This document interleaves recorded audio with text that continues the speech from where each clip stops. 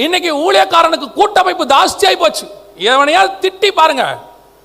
உங்க அசிஸ்டன்ட் இருக்காமல, முந்தியெல்லாம் ஒருத்தன் ஊழியக்காரன் ஆகணும்னா ஒரு சபையில் ஒரு 10 வருஷமாவது விசுவாசியா இருக்கணும். அதுக்கப்புறம் போய் ஒரு ஊழியக்காரர்கிட்ட ஒப்பு கொடுத்தோடனே அவர் எங்கிட்ட அசிஸ்டண்டா இருப்பார். அவர்கிட்ட ஒரு 5 வருஷம் 10 வருஷம் இருக்கணும். அப்புறம் அவருக்கு செருப்பு தொடச்சி கொடுக்கறதுலேருந்து துணிச்சோச்சி போடுறதுலேருந்து எல்லா வேலையும் செய்யணும்.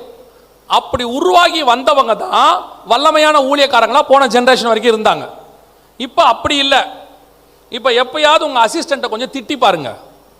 என்னடா தம்பி வேலை பார்க்குற அப்படின்னு கேட்டு பாருங்க. 3 நாள் ஃபோனை சுவிட்ச் ஆஃப் பண்ணிடுவான்.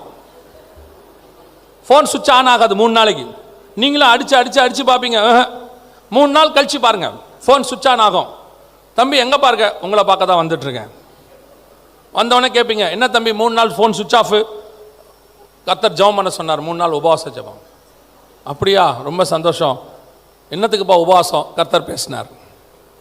இப்போ கர்த்தர் அவங்ககிட்ட தான் பேசுறாரு, நம்ம கிட்ட பேசுறதில்ல. இப்போ கர்த்தர் பேசினார். அப்படியாப்பா, என்னப்பா பேசினாரு? சர்ச் ஆரம்பிக்க சொல்லியிருக்கிறாரு. எங்கப்பா ஆரம்பிக்க சொல்லியிருக்காரு? நம்ம சர்ச்சுக்கு மேலே இடம் இருக்குல்ல, அங்கே தான். டே, நம்ம சர்ச்சுக்கு ஏத்தாப்பிலே வாடா. யார் வரா? நம்ம சர்ச்சிலேருந்து 10 பேர். இப்போ ஊழியங்கள் பாதி எப்படி வருதுங்கிறீங்க? எவனும் அழைப்பை பெற்றெல்லாம் ஆரம்பிக்கிறதே இல்லை. எல்லாரையும் சொல்லலை, பாதி.